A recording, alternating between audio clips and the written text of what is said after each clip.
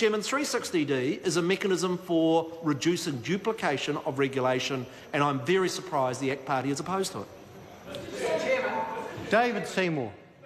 Thank you for that opportunity to respond to a couple of points that the Minister has just made. And at face value, he is correct that the only way you could use 360D was to strike down regulations made by Council.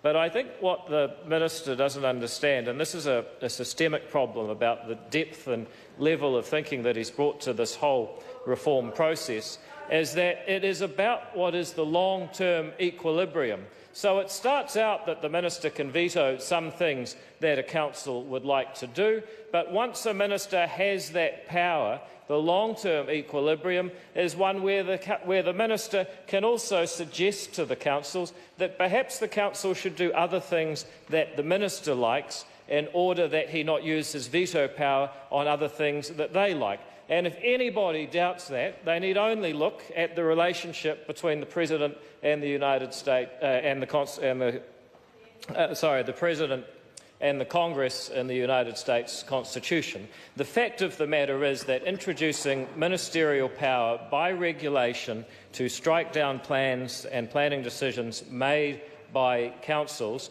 is the beginning of a long and winding road towards an erosion of our constitutional arrangements in New Zealand. But that is very much the difficulty with so much of this resource legislation, is that the Minister tends to think in static terms. He thinks about what he can achieve by simply dictating that a certain template will be used, or dictating that a certain standard, as he likes to call it, will be used, or dictating that a certain measurement system will be used, when he's not getting at the real problem, which is that the RMA is already a long list of requirements which must be met by councils, and as a result, councils eager to meet the many statutory requirements put on them by this House end up taking up so much of constituents' time. If we wanted to make a better RMA, we would be reducing the size of it, not enlarging the size of it. We would be reducing its complexity, not increasing its complexity, as this bill does. But seeing as this is where we are, I'll start where I left off before. As I mentioned, I have an amendment eerily similar to the one more recently submitted by David Parker in this House, and it would require a prohibition on urban growth boundaries. There is no question, Mr. Speaker, that we have a situation in New Zealand where we are 0.8% urbanised, and yet we have created a shortage of urban land upon which New Zealanders are able to build. That is the primary reason why we have a shortage of housing, and why we have sky-high house prices, and why we have housing-driven poverty in New Zealand. That is the fundamental problem, and this amendment, number 274, which I've put up on the table, just in case you'd like some variety, bill by a different David, is on the table so that we can get rid of these urban growth boundaries that have stifled the supply of land for New Zealanders. And I just say to Phil Twyford, if he really wanted this bill to have passed on the 6th of September last year, all he had to do was pick up the phone. If you want to pass something in this House, you've got to hustle. You can't send someone an email and call them 2 hours later and say, why didn't you vote for my bill? You actually got to hustle. Pick up the phone. Call me next time, Phil. I know you've got my number now. But I've got another supplementary order paper on the table, number 273.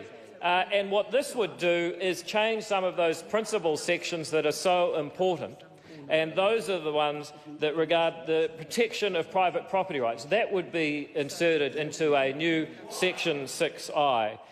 We need the effective functioning of the built environment, including the availability of land to support changes in population and urban development demand. If we're going to have so many considerations so deadly to development and we can't take anything out, let's put some positive things in. Let's put the efficient provision of infrastructure into the principles of the Act, and let's put the efficient use and development of natural and physical resources, including the benefits derived from their use and development, into the Act. Let's, Mr. Chair, put some positive values that will actually help a new generation of New Zealanders build homes into the RMA, if that is the best that we can do. Mr Chair, I have a number of amendments on the order paper. Let's just call it Dave's Emporium. Number 273, if you'd like to supercharge infrastructure and improve the principles of the Act. Number 274, if you'd like to get rid of urban growth boundaries. Number 266, if you'd like to get rid of iwi participation arrangements. Mr Chair. David Seymour, final Mr Chair, call. and if you'd like to improve other aspects of the bill, I'm sure I have amendments for that too. But it does fill me with great sadness, Mr Chair, to stand here tonight and look at the Minister, a fellow engineer who has had so much time to improve this critical, perhaps the most important issue facing New Zealand, and have to say that the Labour Party, the enemy of free markets, usually the people who have the fewest ideas about how to make public policy better for all New Zealanders, are making more sense on this bill than the Minister I usually support. And that's a great shame. And it's a great shame that in the last year, Nick Smith wouldn't pick up the phone and talk to us about how we could have made this bill better. Because for a year's time, since April 13 last year, John Key, Prime Minister as he was then, knew that he had the votes to pass a resource management legislation bill with United Future Act, but he made his choice on behalf of the National Party. He went with the Māori Party, he went with iwi participation arrangements, and he went with mana whakahono orohi. And I actually, Mr Chair, have never been able to understand how it was that the Labour Party won 6 out of 7 Māori seats. It certainly couldn't be on individual talent, with the rare exception of Pene Henare.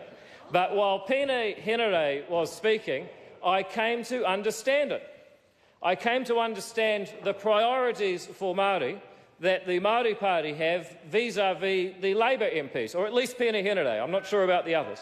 And on the one hand, you have Māori seat representatives who know that with only 40% of Māori owning their homes, the most important priority is not to ensure that the elites and the elders are consulted or have the right to go to a council and ask that they be consulted. And, Mr Chair, I'm speaking to my supplementary order paper 266 in case you had any doubt. The most important priority for Māori in New Zealand, and poor Māori in New Zealand especially, is to actually start building some homes so that we can reduce poverty and increase health. And yet the Māori Party, and their participation in this particular bill, rather than helping us to build more homes, have dragged out this legislation for 2.5 years, and they've actually failed to negotiate a bill that would do anything substantial to improve the performance of our land markets and make housing more affordable. And Nick Smith said one thing that's right. There were not enough numbers to reform the principles section of the bill, and that means that he could not get any support from the Māori Party to reform the fundamental sections that underpin this bill. He could not get their support to change the way that we do land use regulation in New Zealand.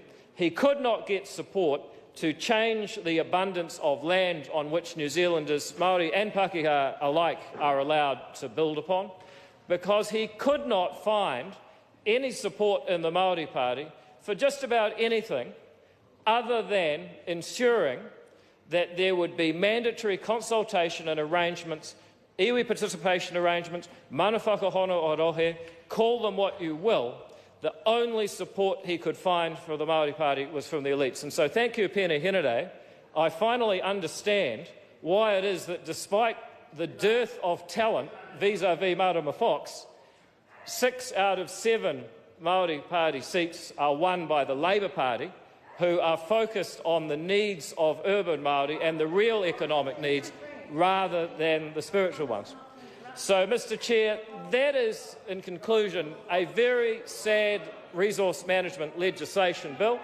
But if members are concerned about making it better at this last-ditch attempt, particularly my friend Marama Fox, who I know deep down is concerned about making housing more affordable for Māori, then come to Dave's Emporium, come to Dave's Emporium where we have resource management legislation bill amendments that will put property rights and infrastructure provision and land supply at the forefront of the RMA and remove the mana whakahono arohi provisions which are seriously damaging to the constitutional arrangements in this country. Thank you, Mr Chair. Honourable David Parker.